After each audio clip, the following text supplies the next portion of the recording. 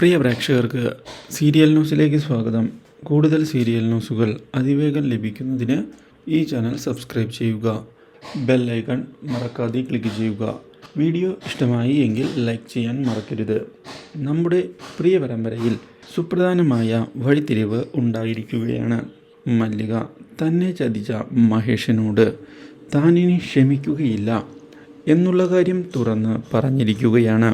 പക്ഷേ മല്ലിക സത്യങ്ങൾ അറിയാതെയാണ് ഇങ്ങനെയൊക്കെ പെരുമാറുന്നത് എന്ന് വ്യക്തമായി അറിയാവുന്ന നമ്മുടെ ചിത്തിര എന്താണ് ചെയ്യേണ്ടത് എന്നറിയാതെ പകച്ചു പോയിരിക്കുകയാണ്. ഇതേ തുടർന്നാണ് മല്ലികയെ കൊല്ലുന്നതിന് വേണ്ടിയുള്ള നീക്കവുമായി മുന്നിലേക്ക് വിനയൻ കടന്നു വരുന്നത്. വിനയൻ നിർണായകമായ നീക്കങ്ങൾ ഇതിനു വേണ്ടി നടത്തുന്നുവെങ്കിലും വിനയൻ്റെ പദ്ധതികളെല്ലാം പാളിപ്പോയിരിക്കുകയാണ്.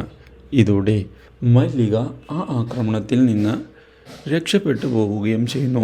പക്ഷേ വിനയൻ്റെ ഈ തിരിച്ചടികളെപ്പറ്റി മനസ്സിലാക്കുകയാണ് നമ്മുടെ മല്ലിക. ഇതോടെ മല്ലിക വിനയനെയും പ്രതിഭയെയും ചെന്ന് കാണുകയും ഇനിയും ഇതുപോലുള്ള നീക്കങ്ങൾ നിങ്ങളുടെ ഭാഗത്തു നിന്നും ഉണ്ടാവുകയാണ് എങ്കിൽ പഴയ മല്ലികയുടെ സ്വഭാവം കാണേണ്ടി വരും എന്ന് ഭീഷണിപ്പെടുത്തുകയും ചെയ്യുന്നു.